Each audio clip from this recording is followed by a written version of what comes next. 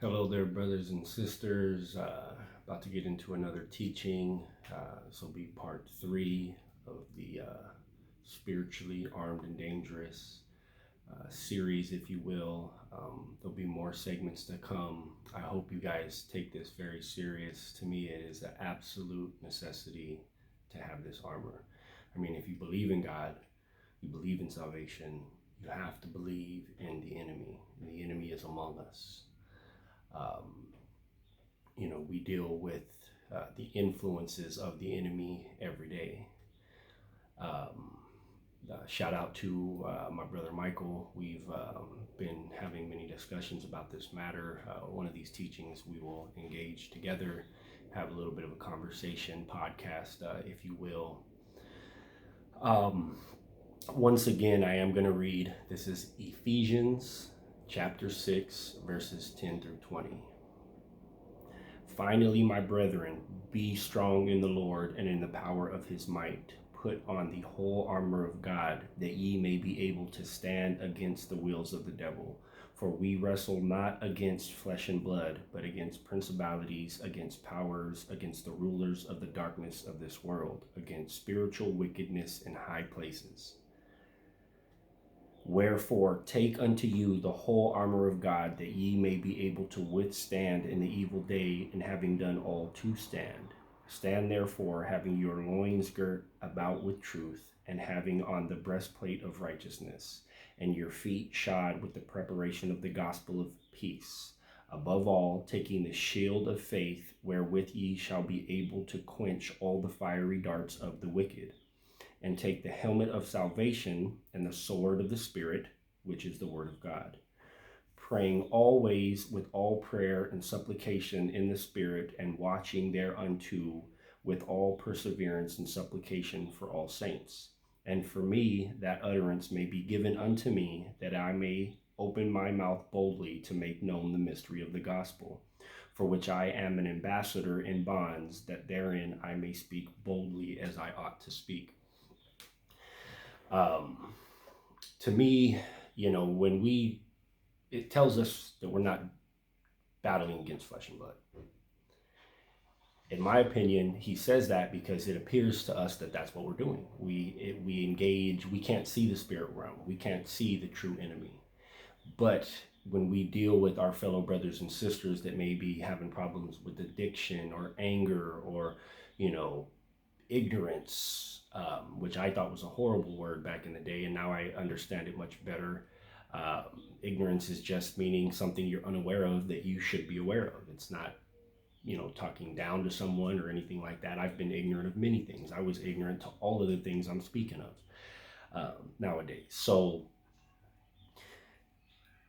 it tells us that we battle against wickedness in high places, but I feel like a lot of the times we don't engage directly with those spirits in those high places. We don't deal with them on that level. I mean, America was the founders of America. A lot of people running America are Freemasons and stuff like that. And I'm not even going to get into all that right now, but, we deal with our brothers and sisters. That's who we deal with. Although we deal with them being influenced by these wickedness and principalities in high places, to where when we deal with someone who's has anger problems, or we deal with someone that's not trying to hear what we have to say or has too much pride, we got to realize that that's not them. That's the influence of this wickedness in high places that has made them this way. And if we remember things like that, that's why it's much easier to forgive people, because we know that that's not them. That's the influence of this wickedness, of the devil, of his legion on them. They're ignorant of that. They don't realize that. We do. We don't need to put it in their face like that. Everything should be out of love.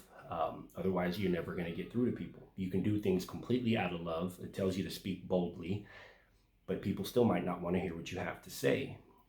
To me, all this armor together helps you to speak boldly, so you are truthful, walk in righteousness of God, always have faith, and use the word to teach, and all these things. you have to use them together to be able to speak boldly and correctly to let people know the mystery of the gospel. And then also when we deal with people that um, might rub us the wrong way here or there or wherever we may be or whatever we may encounter, we have to remember that it's not them that we're truly battling with. It's the wickedness in high places that has influenced them and caused them to act in this manner. Um, we have to take this stuff serious. Like I said, I pray for it every day. A day will not go by that I don't pray for the armor. Um, if you believe in God, then you got to believe of the opposition. And the Bible doesn't tell us that the devil runs hell. The Bible tells us that he's going back and forth on this earth, confusing, deceiving, causing us to be hypocrites, causing us to fight with one another, where even when we engage with our fellow brothers and sisters and they have difficult things about them that makes it hard to discuss certain matters or show them certain things, that's where we're dealing with the wickedness in high places. And maybe not directly, but in a way, yes, because those are the issues and the obstacles that we have to deal with to let known the mystery of the gospel. So we always have to remember to walk in peace by the preparation of the gospel, of the word. Use the word to teach, use the word to defend. The Bible tells us that God's ways will become silliness to this world. But that doesn't mean that we get intimidated by certain situations or not want to speak up. We should be doing it out of love. But this world, what it looks at as love is at times the opposite of love. Sometimes you'll want to point something out to someone and they're like, oh, just accept me for who I am. God is love, but God has guidelines and he doesn't just accept anything. That is not God of the Bible. That is Satan, who is all tolerance and just love everyone no matter what, like, no. So if we see someone walking in sin, it is our responsibility to speak on it out of love and show them that, hey, that's not the way of our Father, and we need to correct these things. We all want to get to heaven, but let's not kid ourselves and be half-stepping, but be comfortable thinking we're achieving that. If we love one another, we will help one another achieve the goal that we are trying to achieve. So always remember, brothers and sisters, that we are battling against spiritual wickedness, principalities in high places, the devil himself and his entourage, if you will, fallen angels, demons, things like that. Doesn't mean we need to be scared or anything like that. This battle is already won.